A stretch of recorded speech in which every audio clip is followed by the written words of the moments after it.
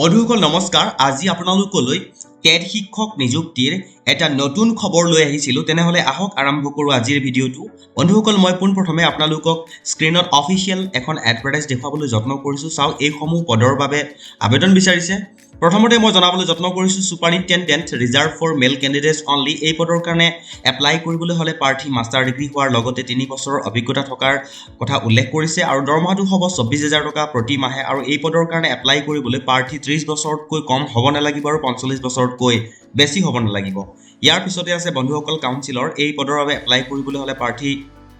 master degree হোৱাৰ লগতে এবছৰৰ অভিজ্ঞতাৰ কথা উল্লেখ কৰিছে আৰু দৰমহাটো হ'ব 22000 টকা প্ৰতি মাহে আৰু বয়সটো আগৰটোৰ সৈতে একেই অৰ্থাৎ 45 বছৰতকৈ বেছি হ'ব নালাগিব আৰু 30 বছৰতকৈ কম হ'ব নালাগিব ইয়াৰ পিছত আছে বন্ধুসকল এসিস্ট্যান্ট টিচাৰ আৰ্টছ এই পদৰ কাৰণে এপ্লাই কৰিবলৈ প্ৰাৰ্থী গ্ৰেজুৱেচন কৰাৰ লগতে আপাৰ প্ৰাইমেৰী সোশিয়াল সায়েন্সৰ টেট কোৱালিফাইড হ'ব লাগিব আৰু লগতে বিএড বা ডিএলএড হলে এই পদৰ বাবে এপ্লাই কৰিব পাৰিব আৰু যিসকল প্ৰাৰ্থীৰ এলপি ইউপি এইচএছ লেভেলত কাম কৰা অভিজ্ঞতা আছে তেওঁলোকক প্ৰিফাৰেন্স দিয়াৰ কথা উল্লেখ কৰিছে দৰমহাটো হ'ব বন্ধুসকল এই পদৰ বাবে 22000 টকা প্ৰতি মাহে আৰু বয়সটো 45 বছৰতকৈ কম হ'ব লাগিব ইয়াৰ পিছত আছে বন্ধুসকল এসিস্ট্যান্ট টিচাৰ সায়েন্স এই পদৰ কাৰণে এপ্লাই কৰিবলৈ প্ৰাৰ্থী গ্ৰেজুৱেচন হ'ব লাগিব সায়েন্সৰ গ্ৰেজুৱেচন হোৱাৰ লগতে আপাৰ প্ৰাইমেৰী টেট কোৱালিফাইড হ'ব লাগিব মেথছ আৰু সায়েন্সৰ লগতে বিএড আৰু ডিএলএড লাগিব বুলি তেওঁলোকে উল্লেখ কৰিছে আৰু যিসকল প্ৰাৰ্থীয়ে এলপিইউপি এইচএছ লেভেলত কাম কৰাৰ অভিজ্ঞতা আছে তেনে প্ৰাৰ্থীক তেওঁলোকে প্ৰিফাৰেন্স দিয়াৰ কথা উল্লেখ কৰিছে আৰু দৰমহাটো হ'ব 22000 টকা প্ৰতি মাহে বয়স হ'ব লাগিব 45 বছৰতকৈ তলত ইয়াৰ পিছত আছে বন্ধুসকল arts teacher assistant teacher arts এই পদৰ কাৰণে এপ্লাই কৰিবলৈ প্ৰাৰ্থী আৰ্টছৰ গ্ৰেজুৱেট হোৱাৰ লগতে আপাৰ প্ৰাইমেৰী আৰ্টছৰ ইংৰাজী এটা বিষয় লৈ আৰ্টছৰ গ্ৰেজুৱেট হোৱাৰ লগতে আপাৰ প্ৰাইমেৰী সোশিয়াল সায়েন্সৰ টেট কোৱালিফাইড হ'ব লাগিব লগতে বিএড আৰু ডিএল থাকিব লাগিব তেওঁলোকে উল্লেখ কৰিছে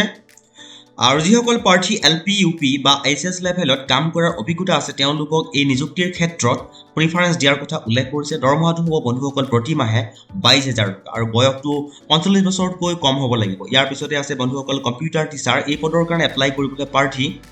গ্ৰেজুৱেচন কৰাৰ লগতে 1 ইয়াৰ কম্পিউটাৰ ডিপ্লোমা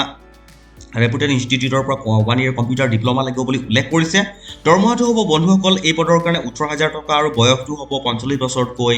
কম তে বন্ধুসকল এই পদসমূহৰ কাৰণে কেনেকৈ প্ৰাৰ্থীসকলে এপ্লাই কৰিব মই তাৰ সকলো সবিশেষ জনাবলৈ বিচাৰিছো বন্ধুসকল এই পদৰ কাৰণে এপ্লাই কৰিবলৈ প্ৰাৰ্থীসকলে এখন প্লেইন পেপাৰত নিজৰ নামটো লিখিব লাগিব কোনটো পদৰ কাৰণে এপ্লাই কৰিছে গাৰ্জেন্টৰ নাম বা দেউতাকৰ নাম পাৰ্মানেন্ট এড্ৰেছ ফৰ কমিউনিকেশ্যন এই সকলোখিনি লিখি এপ্লাই কৰিব লাগিব মই আপোনালোকক জনাবলৈ যত্ন কৰিছো অফিস অফ দা টু পঠাব লাগিব office of the district mission coordinator সমগ্ৰ শিক্ষা ধুবুৰী 30/11/2022 তাৰিখৰ আগতে 5টা বজাৰ আগতে গৈ প্ৰাৰ্থীসকলৰ এপ্লিকেশ্যন তেওঁলোকৰ অফিস পাব লাগিব বুলি তেওঁলোকে উল্লেখ কৰিছে আৰু যিসকল প্ৰাৰ্থীয়ে এই পদৰ কাৰণে এপ্লাই কৰিব কাইণ্ডলি অফিচিয়েল এডভাৰটাইজখন কালেকশ্যন কৰি আপোনালোকে পঢ়ি শুনি বুজি এপ্লাই কৰিব পাৰিব